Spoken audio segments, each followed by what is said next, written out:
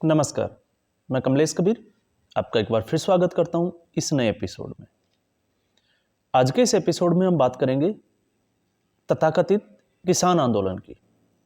अब ये पूरा देश जो है वो इसको कल से देख रहा है और इस किसान आंदोलन को कर कौन रहा है?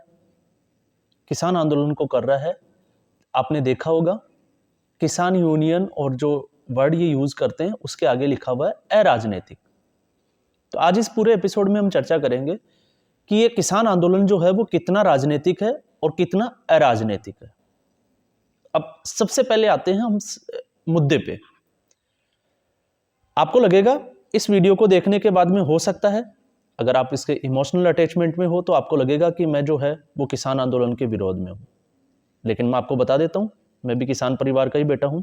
तो ऐसा तो है नहीं कि हम किसान के इस आंदोलन के जो है वो खिलाफ हैं, लेकिन फिर भी कुछ चीजें जो है वो सोचने को मजबूर कर देती है। अब कैसे करती है, इसके लिए आपको पूरा वीडियो एक बार जरूर देखें और उसके बाद में जो है आप अपने विवेक से जो है वो इसका विश्लेषण जरूर करें। सबसे पहले हम बात आते हैं, अभी आपने देखा कि किसानों के जो ये यूनियन है, जो दो लोगों के अंडर में है, क्योंकि इसमें बड़े चेहरे, पिछले किसान आंदोलन 2020 में आपने देखा कि उसको नरेश टिकैत और राकेश टिकैत, तो नरेश टिकैत के भाई राकेश टिकैत ने जो है वो पूरा तरीके से हाईजैक कर रखा था, और साथ में उनके कौन लगा हुआ था? चढ़ूनी।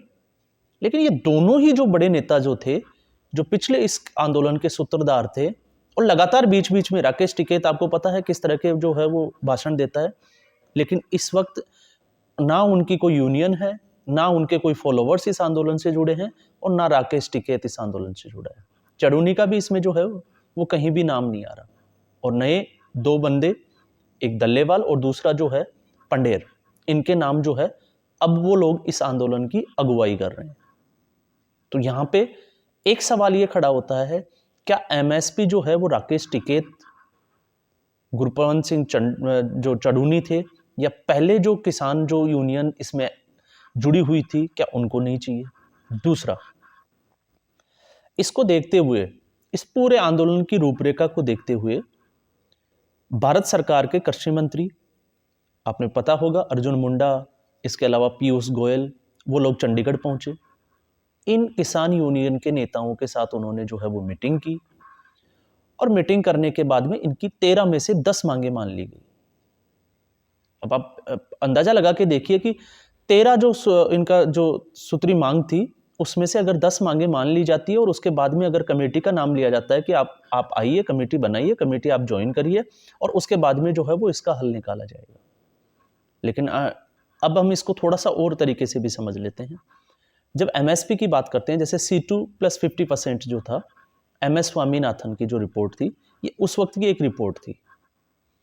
अब इनको एमएसपी, तो एमएसपी पे जो है वो, इससे पहले अगर 2020 के आंदोलन को आप जोड़ के देखोगे तो 2020 के आंदोलन में सरकार ने जो है वो 3 कृषि कानून बनाए थे, और जब 3 कृषि कानून बनाए तो उस वक्त इन किसान यूनियन का कहना था कि ये जो कानून है वो राज्य सरकार के अधीन आते हैं, तो राज्य सरकार जो है वो इस पे कानून बना सकती है, केंद्र सरकार को ये कानून बनाने की क्या जरूरत है? तो इन कानूनों को जो है वो वापस लिया जाए।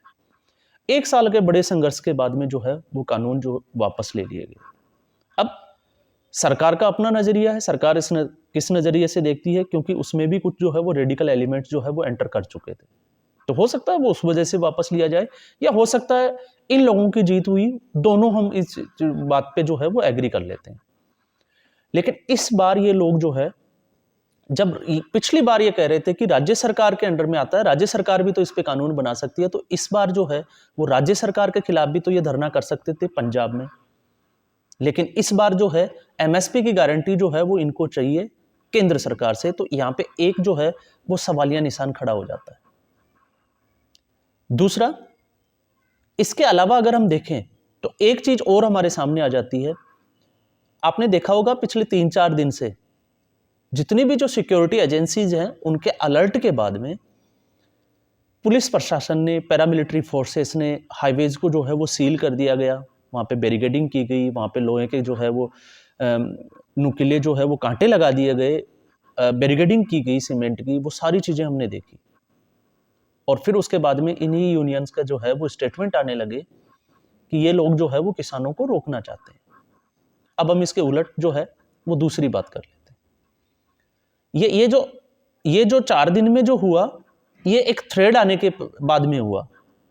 जो सिक्योरिटी एजेंसीज को जो इनपुट होता है उस थ्रेड के बाद में हुआ। लेकिन इससे पहले की अगर हम बात करें तो पहले को आप ऐसे समझ सकते हैं कि इन लोगों ने जो ट्रैक्टर थे उनको जो है वो मॉडिफाई किया। ट्रैक्टर्स को जो है वो हाइड्रोलिक मशीनों के जरिए हाइड्रोलिक जैक लगा दिए गए, आगे जो है वो अलग तरीके की मशीनें लगा दी गई, इनके हॉर्स पावर बढ़ा दिए गए।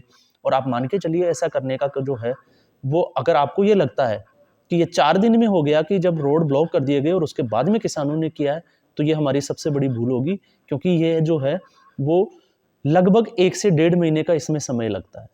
और इतने समय पहले से अगर तैयारियां चल रही है तो आप इसको अंदाजा लगा सकते हैं। साथ में जितने भी जो लोग हैं वो गांव-गांव जाके जो है वो राशन इकट्ठा कर रहे हैं और 6 महीने के लिए तैयारी कर रहे हैं।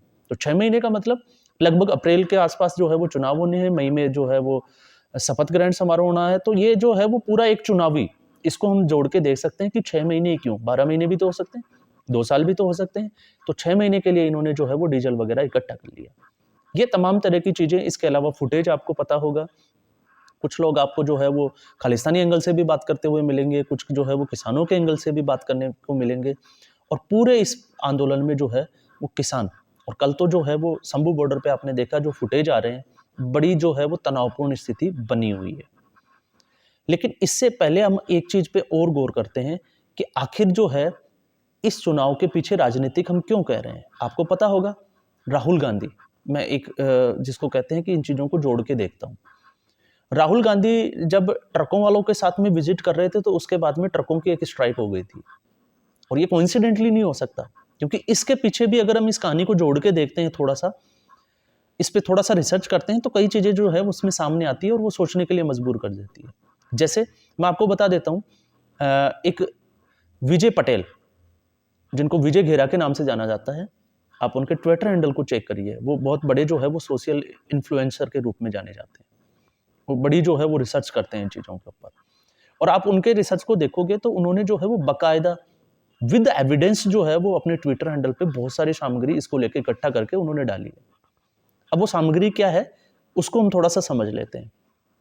उसमें अगर आप देखोगे तो कांग्रेस के बहुत बड़े लीडर, मैं यहाँ पे पंजाब कांग्रेस की बात नहीं कर रहा, मैं यहाँ पे हरियाणा कांग्रेस की बात कर रहा हूँ। और आप ये बोलोगे कि इसमें मैं पंजाब कांग्रेस का नाम क्यों ले रहा हूँ, तो उससे कि पीछे की जो वजह है वो भी मैं आपको बता देता हूँ। इससे पहले जो 2020 में किसान आंदोलन हुआ था, तो उसमें जो है वो खालिस्तानी, ये किसी ने सबसे पहले अगर किसी ने बोला था वो थे कांग्रेस के ही लीडर, पंजाब कांग्रेस के लीडर रवनीत सिंह बिट्टू, क्योंकि उनके साथ मारपीट हो गई थी। और उन्होंने कहा था कि ये जो आंदोलन है इसमें खालिस्तानी घुस चुके हैं। लेकिन इस बार मैं इसलिए जो है वो पंजाब के जो है वो किसी लीडर का नाम नहीं ले रहा, अब मैं ले रहा हूँ हरियाणा के किसी लीडर का नाम, और उस लीडर का नाम है दीपेंद्र सिंह हुड्डा। तो दीपेंद्र सिंह हुड्डा जो है वो 16 नवंबर 2023 को रमनदीप सिंह मान के साथ उनकी एक मुलाकात होती है। और आपने देखा होगा नवंबर से पहले जो है वो पंजाब में ऐसा कुछ लग नहीं रहा था कि ऐसा कुछ बहुत बड़ा होने वाला है। तो इसकी पूरी रूपरेखा कहाँ से शुरू होती है उसको थोड़ा सा हमें समझने की जरूरत है। 16 नवंबर 2023 को जो है वो रमनदीप सिंह मान के साथ में मुलाकात होती है दीपेंद्र हुड्डा की। और रमनदीप सिंह मान जो है वो प्रोफेशनल आंदोलनकारी है। वो इससे पहले भी आपने देखा था 2020 में भी जो है वो एक्टिवेट थे। और इसके अलावा उनका काम होता है आंदोलनों के लिए फंड वगैरह इकट्ठा करना। और उसी के बाद में आपने देखा होगा कि उन्हें जो है एक ट्विटर हैंडल पे एक चीज डाली थी कि आने वाले दिनों के लिए सार्थक बातचीत हुई। अब एक चीज हमें समझने की जरूरत है कि जब सरकार जो है वो भारतीय जनता पार्टी की, चाहे हरियाणा में हो चाहे केंद्र में हो, तो अगर सार्थक बातचीत है या निरर्थक बातचीत है, तो किसी मुद्दे का हल जो है वो सत्ता पक्ष से निकलता है या विपक्ष से, पहले एक चीज समझने की बात है। तो दीपेंद्र हुड्डा के साथ में अगर मुलाकात होती है तो वो सार्थक कैसे हो सकती है, क्योंकि जो दीपेंद्र हुड्डा है वो तो इसके लिए जो है वो नया कानून एमएसपी की गारंटी दे नहीं सकता। और फिर उसके बाद में आने वाले दिनों के लिए जो है वो बड़ी चीजें जो है वो तैयारी कर दी जाती है। ये 16 नवंबर की बात है। उसके बाद में 24 नवंबर को इसी रमनदीप सिंह मान ने जो है एक बड़ी रैली का जो है वो ऐलान कर देते हैं। 16 नवंबर को मुलाकात होती है और 24 नवंबर को जो है वो रैली का ऐलान कर देते हैं। आप जाइए, विजय पटेल के जो ट्विटर हैंडल है, आप उसके ऊपर जाके इसको विद एविडेंस जो है वो आप चेक कर सकते हैं। उन्होंने एक एक चीज जो है वो एविडेंस के साथ में डाली है। और उसके बाद में 30 नवंबर को जो है वो दीपेंद्र हुड्डा अमेरिका की यात्रा पे चला जाता है। वो अमेरिका विजिट करने जाता है और अमेरिका जब वो विजिट करने जाता है तो उनकी मुलाकात होती है सैम पित्रोदा। अब सैम पित्रोदा का नाम लेते ही आप समझ गए होंगे, राहुल गांधी के जो अंकल है सैम पित्रोदा। और ये जो है वो लगातार भारत विरोधी एक्टिविटीज के साथ में जो है वो जुड़े रहते हैं। तो इसका सीधा जो कनेक्शन है वो है जॉर्ज सोरोस। जॉर्ज सोरोस जो है अमेरिका के एक बहुत बहुत बड़े बिजनेसमैन है।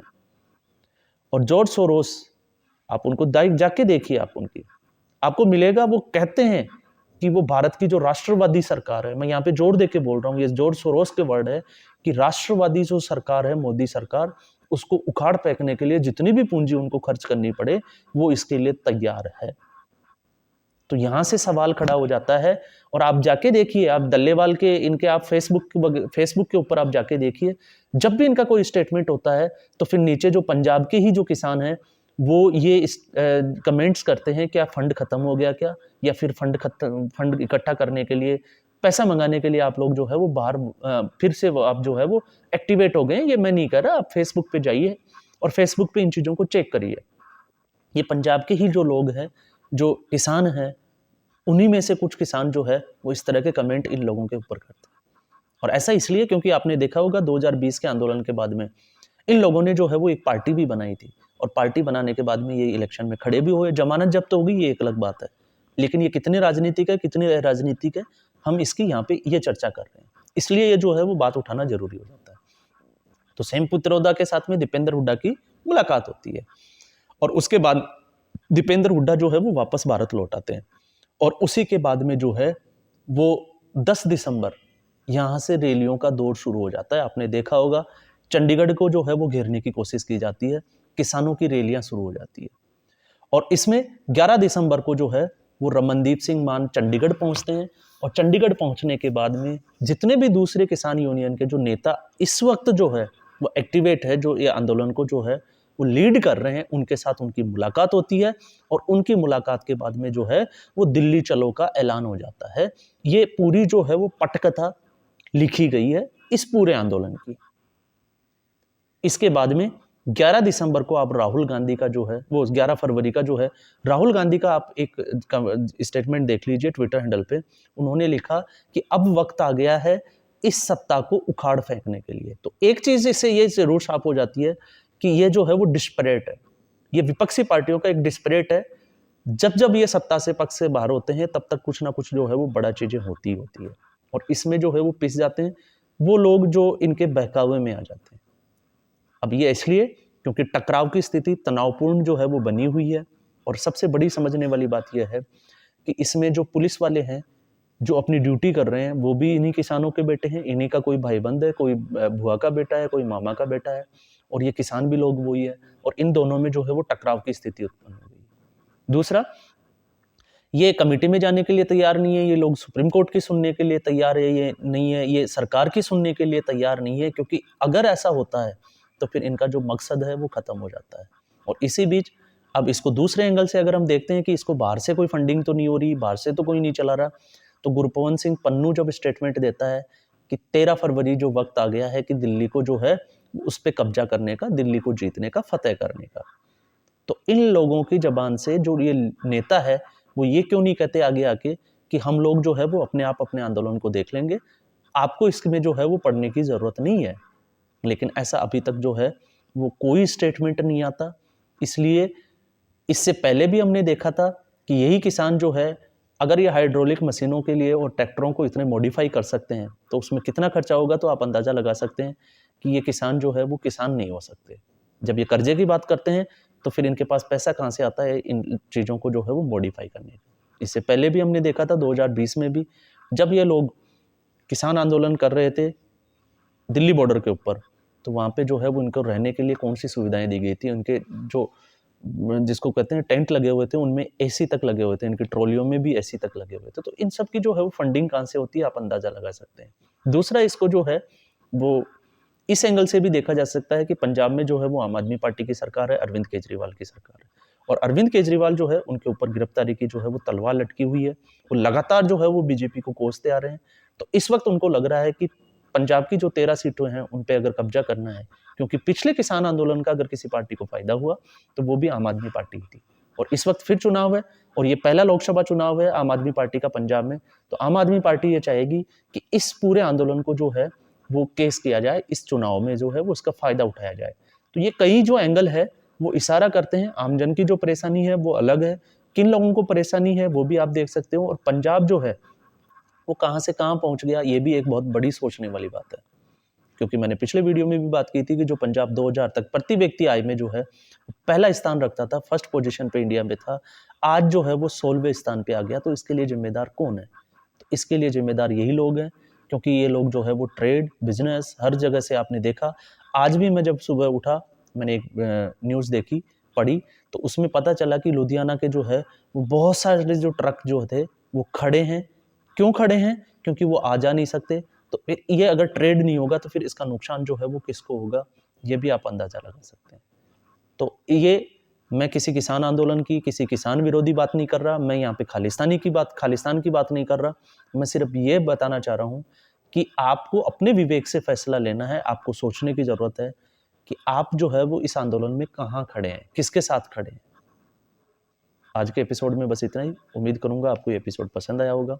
पसंद आया लाइक करें, शेयर करें और चैनल को जरूर सब्सक्राइब करें। धन्यवाद।